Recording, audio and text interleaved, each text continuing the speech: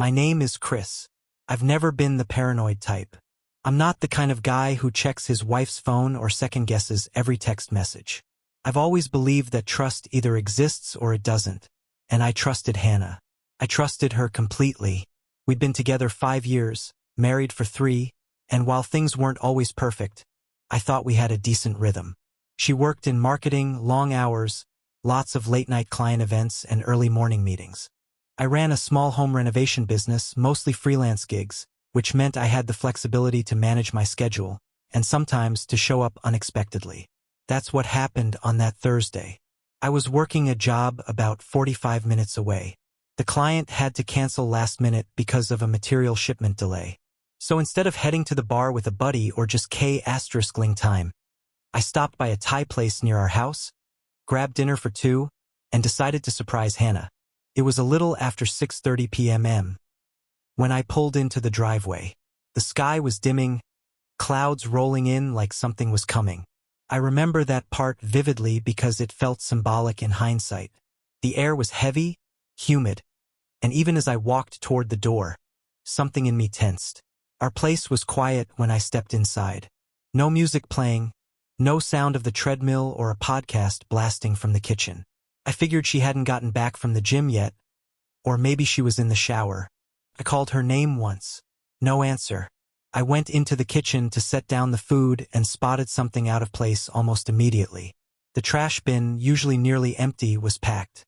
Overflowing, actually, with wadded paper towels, a couple empty containers, and near the top, a folded white slip with a hotel logo peeking out from the corner. I'm not proud of what I did next. Maybe it was curiosity. Maybe it was instinct. Either way, I reached in and pulled it out. It was a dinner receipt. Hotel Madison, downtown. The kind of place that's too upscale for casual drinks and too discreet for honest company. The line items hit me like a slow-motion train: 2 entrees, 2 glasses of wine, dessert. A timestamp from 2 nights ago. Tuesday. The night Hannah told me she'd stayed at the gym late and grabbed a smoothie on the way home. I stood there staring at it, not fully understanding what I was looking at. There was no room number, nothing overtly damning. But 2 dinners, 2 wines, a lie already told. And then I turned toward the living room. That's when I saw it. A jacket draped neatly over the side of the chair. Not mine. Brown leather, too small for me. Stylish in a way I've never bothered to be. It smelled faintly of cologne, one I didn't recognize. Expensive. My stomach tightened. I didn't move, didn't breathe for a second. It was like my brain split in 2. One side shouting this is exactly what it looks like, and the other scrambling for explanations. Maybe her brother stopped by. Maybe it was a friend from work. Maybe she'd had dinner with a client and forgot to mention it. But none of that explained why the receipt was hidden, why the jacket was left behind, why I hadn't heard a word about either. A few minutes passed. I'm not sure how many. I was still standing there, holding the receipt in one hand, staring at the chair like it might give me the answer. Then the front door opened. Hannah walked in, dressed in her usual post-gym gear, black leggings, a fitted zip-up, hair in a ponytail, AirPods still in her ears. She was holding a bottle of electrolyte water, the kind she always got from the gym vending machine. For a moment, she didn't see me. She was scrolling through something on her phone, laughing faintly at whatever was on the screen. And then she looked up. She jumped, literally flinched. "You scared me," she said, pulling out one earbud. "What are you doing home so early?" I didn't answer. I just held up the receipt. Her eyes narrowed slightly as she walked closer, setting her bag on the entry bench. "What's that?" "Receipt. From Hotel Madison. Dinner for 2. Tuesday night." There was a pause. Not long. Just enough. She tilted her head and scoffed. "Chris, are you seriously going through the trash now?" "I wasn't looking for anything," I said, trying to keep my voice even. "I was tossing the food containers and saw it. That's all." She stepped closer, took the receipt from my hand, scanned it quickly, then dropped it back in the trash like it meant nothing. "Oh my God. It was from James. You know, the guy I told you about, the one who got promoted last month? He stopped by to talk through some client changes, and we grabbed dinner downstairs. That's all it was. Don't be weird. I nodded slowly, though the knot in my chest didn't loosen. And the jacket? I asked. Her face didn't change, but her eyes flicked, just for a second, toward the chair. Also James. He left it. I meant to return it yesterday but forgot. Funny, you didn't mention any of this. She rolled her eyes. Because I knew how you'd react. I opened my mouth to speak, but she cut me off. Chris, seriously? You come home early, dig through the trash, and now you're interrogating me about a work dinner? I can't believe you're doing this. You've been distant for weeks, barely say a word when I walk in the door, and the one time I get some air, I come home to. This? That was the moment I realized it. She wasn't explaining, she was deflecting. Every sentence out of her mouth was an accusation, twisted just enough to make me second-guess my own concern. Classic gaslighting, if I'm honest. She took the conversation from what happened here to why are you like this? In under 30 seconds. I didn't dig through the trash, I repeated. I saw it by accident. And instead of just asking me like an adult, you're jumping to conclusions, she said, tossing her water bottle onto the counter and walking past me. Unbelievable. I stood there for a minute, just absorbing the shift in dynamic. I hadn't accused her of anything. I hadn't yelled. I hadn't made any leaps. All I did was ask a question based on what I saw, and somehow she had twisted it into me being unreasonable. That was new. Sure, we'd argued before about bills, plans, the usual stuff couples clash over. But this wasn't that. This was calculated. Intentional. Like she'd rehearsed this deflection in her head a few times, just in case. I followed her into the living room. Can I just ask one thing? I said. She didn't look up. She was pulling groceries from a bag I hadn't noticed before, placing them in the fridge like nothing had happened. What? Why didn't you tell me you had dinner with James? She let out a long, exaggerated sigh. Because I knew you'd overthink it, Chris. Just like you are now. You always assume the worst. That's not true, I said. Really? She said, finally turning to face me. Because right now you're standing there with that look. Like you've already decided I'm guilty of something. I didn't answer. Because the truth was, I didn't know what to believe. And that scared me more than anything. It wasn't about the receipt anymore. Or the jacket. It was about that gnawing feeling in my gut. The one that said something had shifted. And once that feeling sets in, you can't unfeel it. You can deny it, ignore it, tell yourself you're imagining things. But deep down, it stays. Quiet. Persistent. Like a match waiting for the strike. Hannah went upstairs a few minutes later, muttering something about needing a shower. I stayed in the kitchen, staring at the untouched takeout on the counter. My appetite was gone. Outside, the storm finally broke. Rain hitting the windows like whispers, thunder rolling low in the distance. I didn't know it yet, but that moment, just standing there with a receipt and a million questions, was the beginning of something I wouldn't be able to stop. That night, after Hannah went upstairs, I just sat in the kitchen with my untouched food growing cold in front of me. The house felt too quiet, like even the walls were holding their breath. I wanted to believe her. God, I did. But something about the way she spoke, the way she turned the spotlight onto me instead of answering a simple question. It stuck. Sleep didn't come easy. I laid in bed staring at the ceiling, listening to her shower upstairs.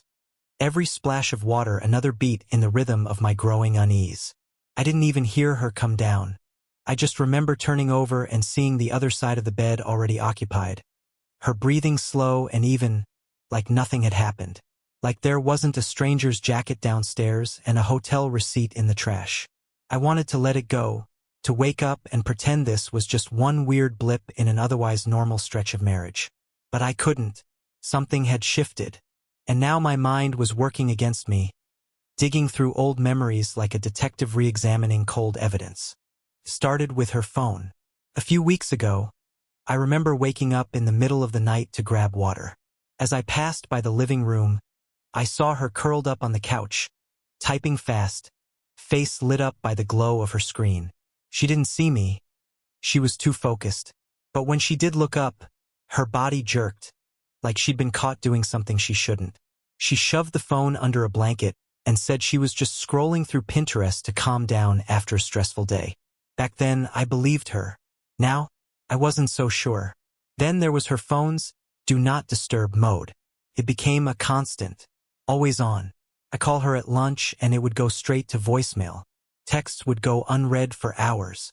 She'd claim she was in meetings or left her phone in her bag, but it didn't add up. She used to text me silly memes at work. Now, even a simple "how's your day" felt like I was imposing. And the passwords, that one hit harder than I expected. We'd always had that unspoken thing, no secrets. If I needed to use her phone to check directions or change the thermostat app, it was never a big deal, until it suddenly was. One morning I went to check the weather on her phone, something I'd done a dozen times before, and it asked for Face ID. When I asked her about it, she shrugged and said, "Oh yeah, IT made us all reset our passcodes for work stuff. Except, she doesn't work in IT, and her phone isn't company issued." Again, I let it slide. But the red flags were stacking. Not individually damning, but together, they painted a pattern. I also started to notice a strange coordination in her schedule, specifically, her late nights at the office. She used to hate working past 6. She'd complain about it constantly, beg me to save her a plate of dinner, or promise we'd watch a movie when she got back. Now, she stayed late almost every Tuesday and Thursday, sometimes Wednesdays too, always with the same vague line, "We're prepping for a campaign, big launch coming up." What really caught my attention, though, was how those evenings consistently matched the off days of this guy she kept mentioning, Ben. Ben was just a colleague. Some new hire she said she was mentoring. At first, she only brought him up in passing. Something he said in a meeting. A funny story about how he ordered the wrong coffee. But soon, he became a fixture in her conversations. This ghost I'd never met, but apparently needed to hear about constantly. "He's just a kid," she once said. "Barely knows how to format an email." Still, she talked about him like he was always around. And when I asked if I could meet him, maybe at one of her work happy hours, she got oddly defensive. "It's not that kind of office," she said. "We don't mix work and personal stuff." Funny, because she never had a problem bringing coworkers around before. And then there was the gym. She'd always been on and off with working out. Months of commitment, then nothing for a while. But suddenly, she was obsessed. Every evening, without fail, she had a session. Always solo. Never the gym closest to our house, only the one 20 minutes away, near her office. The same office where she supposedly stayed late. I remember asking, "Wouldn't it save time to just go to the one down the block?" She gave me this annoyed look, like I'd asked something absurd. "That one's too crowded. The equipment S**CKs. It wasn't a big deal in the moment. But then I started remembering things. Times she'd come home in fresh makeup after a workout, or when she claimed the locker room showers were broken and she'd wait until she got home. Even though she never looked sweaty. Not once. And then came the front door camera. I'd installed it myself 2 years ago after a package theft in our neighborhood. It gave me alerts whenever the door opened or closed, even little video clips. It was just a standard Nest cam. But one day, I realized I hadn't seen any clips in over a week. I opened the app. Nothing. Dead feed. Checked the settings.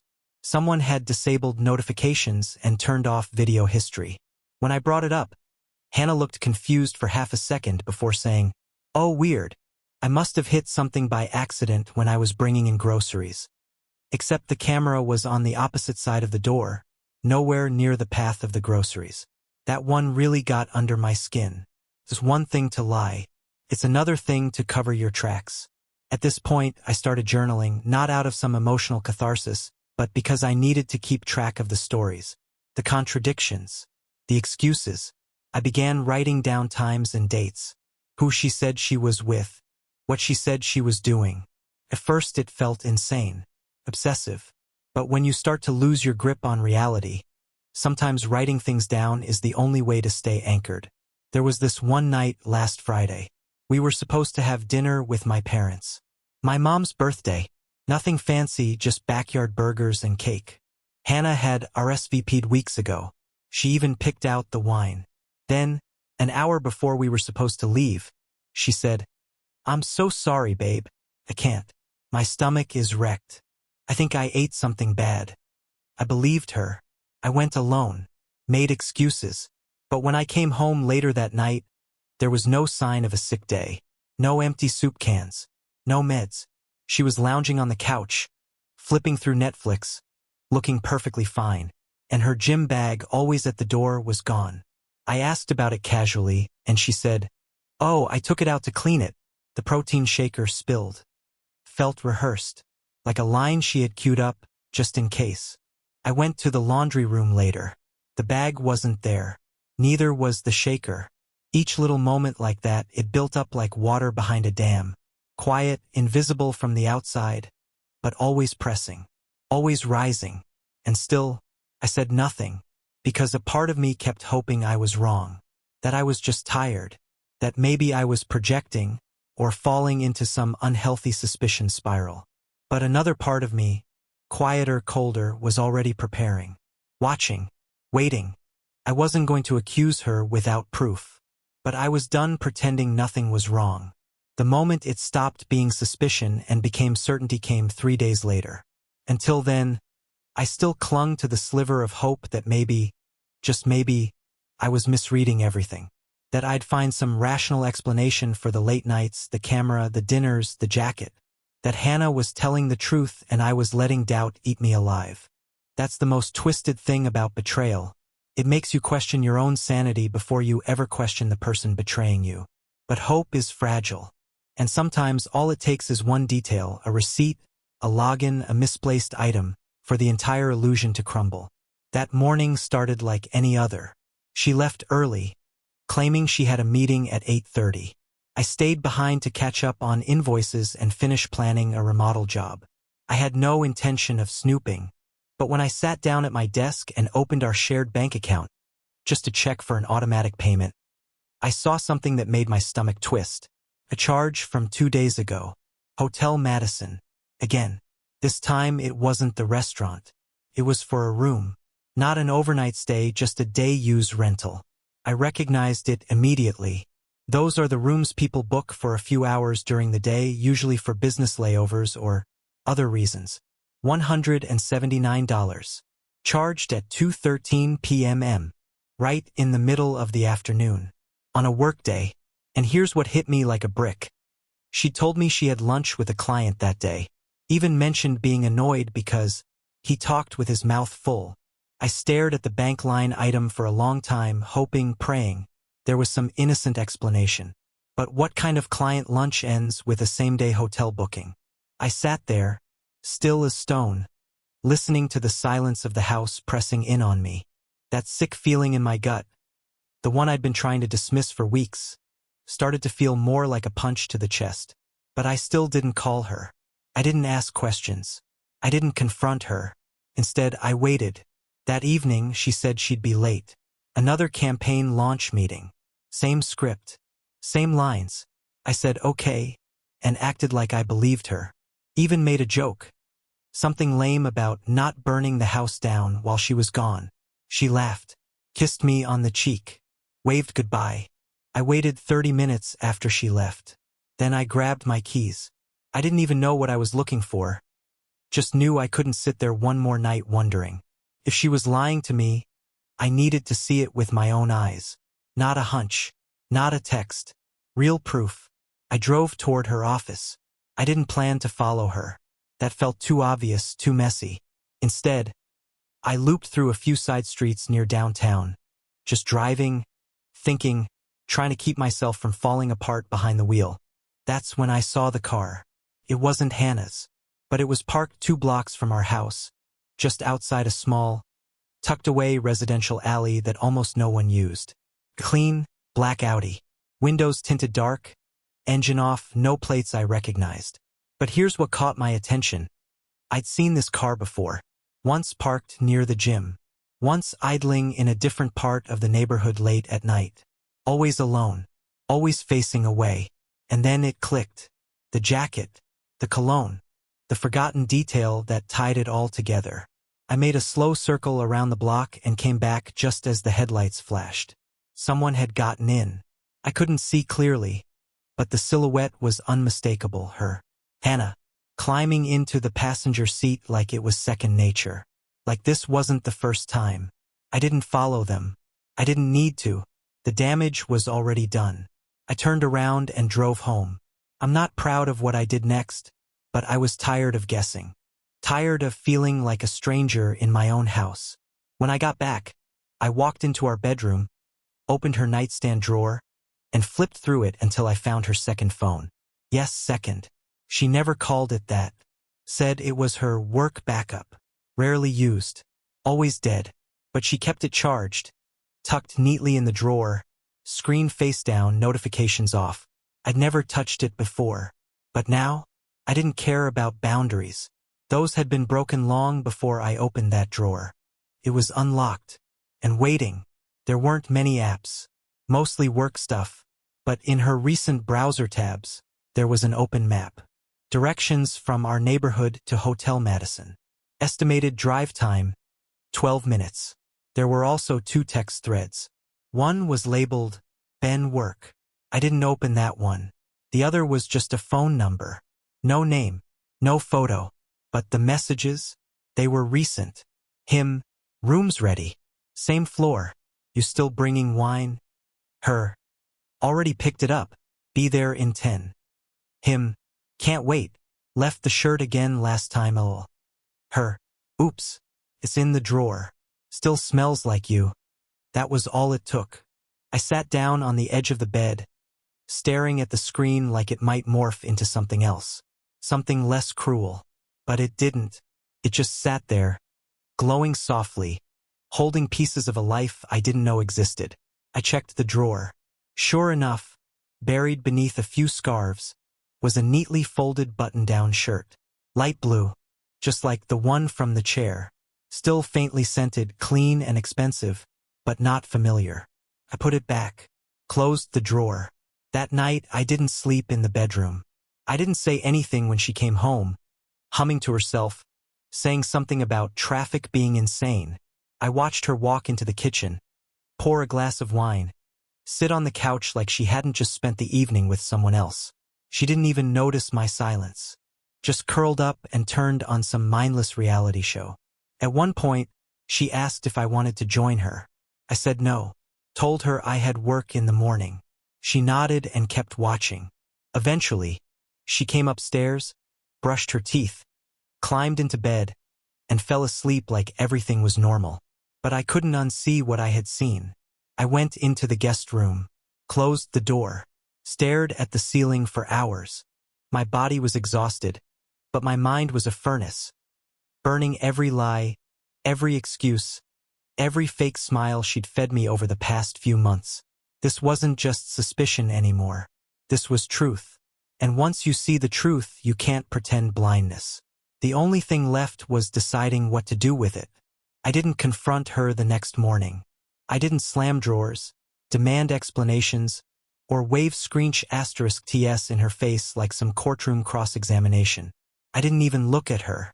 She woke up late, hair messy, yawning, stretching like she hadn't just spent the night curled up in a lie. She walked past the guest room and glanced inside. I was sitting on the edge of the bed, dressed already, tying my boots. "Why didn't you come to bed?" she asked, voice light, like maybe I had a cold or just needed space. I gave her a neutral smile. "Didn't want to wake you." She blinked for a second longer than necessary. But then she nodded, said something about needing coffee, and walked away. That was when I knew I couldn't do this the old-fashioned way. Confrontation, it'd give her a stage, an opening, a chance to turn the spotlight around and gaslight me into thinking I was paranoid, possessive, unforgiving. No, I wouldn't argue. I would act. The first thing I did was freeze every joint account. Not a full shutdown, just enough to isolate the essentials. Mortgage, utilities, property tax. The necessary scaffolding of our shared life would remain untouched. But everything else? Gone. The credit card she used for groceries, Target runs, and spontaneous shopping sprees? Cut. The Amazon account she loved? Password changed. Streaming services? Cancelled. Her personal credit card? I couldn't freeze that. But I knew without my income supplementing her lifestyle, she wouldn't last long. Next came the bank. I rerouted my paycheck into a new account under my name only. I moved half of our savings, my half, the half she hadn't earned, into a new fund, locked behind two-factor authentication and biometric verification. I left just enough behind to avoid suspicion, enough to lull her into thinking nothing had changed, at least not yet. Then I sat down and made a list. Every luxury she took for granted. Weekly beauty appointments, her stylist's autopay plan gone. The wine of the month club she forgot she subscribed to, cancelled. The cleaning service that came every other Thursday, fired. Every detail I handled behind the scenes. Every invisible thing that made her life easier. I withdrew like pulling a thread from a loose seam. Let her feel the unraveling. I didn't do this out of cruelty. I wasn't trying to punish her with fire and brimstone. I was trying to balance the scales. For months, she'd played me like a fool. Lied to my face, whispered someone else's name in the dark, and smiled through every deceit. Now, she could feel what it was like to lose something without explanation, to feel powerless. I kept a poker face, even when I wanted to scream. The first crack came 4 days later. I was in the kitchen, pouring coffee, when she opened the fridge and frowned. "We're out of almond milk?" she asked. I nodded. "Guess so." She blinked. "Did you forget to pick some up?" "Nope." She waited as if expecting more. When nothing came, she shrugged. "I'll stop by the store." Her card declined that afternoon. Twice. She didn't tell me, but I found the discarded receipt on the counter that night. Voided transaction. Declined chip read. Manual retry. Cash tendered last minute.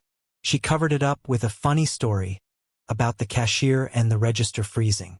I nodded and smiled. I said nothing. 2 nights later, I heard her on the phone with someone. I assume her sister, quietly whispering in the living room while I pretended to sleep in the guest room. "I don't know what's going on," she whispered. "Everything's just off. He's being weird." Pause. "No, I haven't asked. I don't want to make it a thing if it's not a thing." Another pause. "No, he hasn't said anything. It's like, nothing's wrong, but something's definitely wrong." I almost laughed. Welcome to my world, Hannah. By the end of the week, her routine had end to decay. She came home with a grocery bag full of discount brand items and off-label shampoo.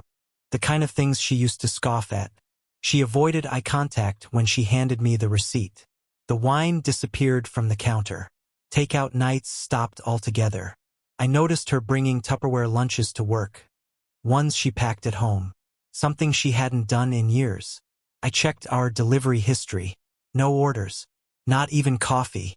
Her lifestyle, propped up by my silence and stability, was crumbling. The second week was when it really hit her.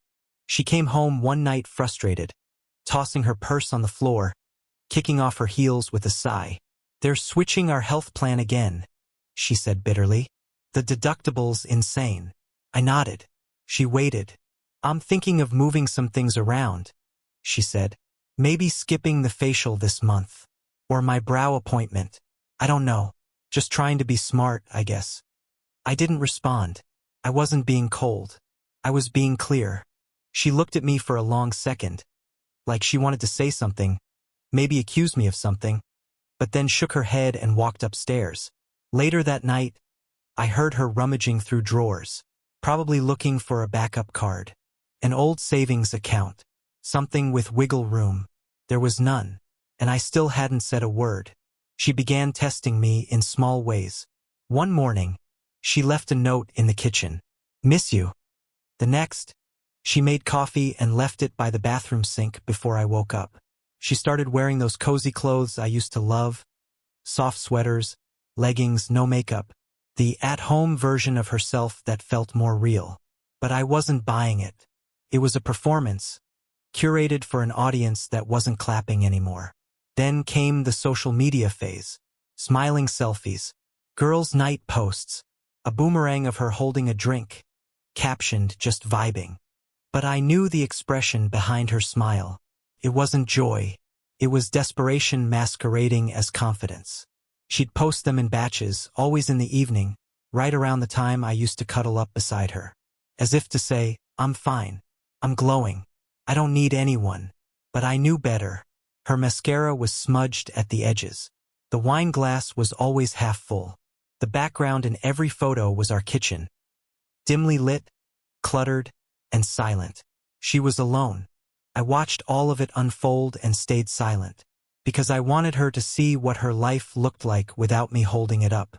Not to hurt her, just to remind her what she'd traded me for. The final move came when she tried to talk. Really talk. It was a Tuesday night. She sat on the edge of the couch, legs curled under her, hoodie sleeves pulled over her hands. I feel like we haven't connected lately, she said softly. I looked up from my laptop. Yeah. She hesitated. I don't know. You've just seemed distant. I didn't respond. She stared at me, searching for something. An opening, a reaction, a sign that I still cared enough to fight. But I didn't give her that, because I didn't owe it anymore. Instead, I asked, anything you want to say? Her face faltered. Her lips parted like she might confess. But she didn't. She just shook her head. No. And that told me everything. She wasn't ready to admit the truth. Not yet. So I let her sit there in the discomfort of the silence she once we *p*nized. Let her stew in the distance she built with her own hands. This wasn't revenge. This was restraint. And the longer I stayed silent, the louder her guilt became. By the second full week of silence, something in Hannah had changed. Not the polished surface. No. She still walked around the house in her favorite loungewear. Still wore her hair like she always did. Still hummed while doing laundry like it wasn't all unraveling around her. But underneath the routine, the veneer was thinning. And I saw it. She had grown used to comfort. That was what made this so strange for her. She didn't know how to survive without it. Not just financially, but emotionally. Our home had been her fortress, and I had been the one quietly patching up the walls when she wasn't looking. Now, the structure was still there, but the warmth had been drained from it like someone turned the heat off in the middle of winter. And she noticed. I'd see it in the way she hovered in doorways, like she wanted to ask something but couldn't quite get it out.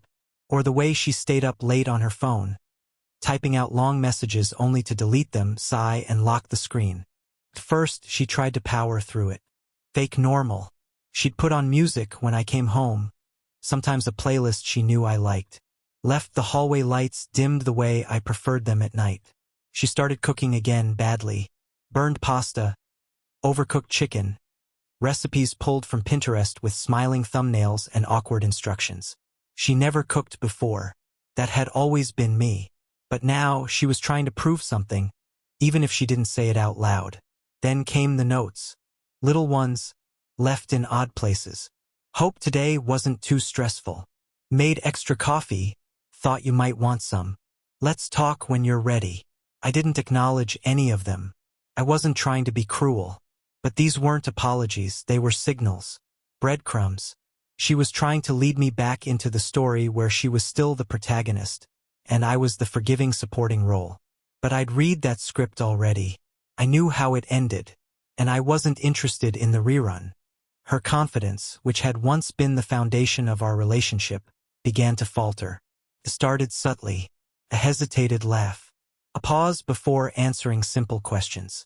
She stopped wearing perfume. She used to apply it even on lazy days. Said it made her feel put together. Now it was gone. So were the deliveries. No more boxes at the door. No subscription snacks or boutique skincare in small, elegant bottles. I knew she had canceled them, or rather, the bank had when her card bounced for the third time. I let it happen. Once, I came home to find her standing in the kitchen, staring into the fridge like it was mocking her.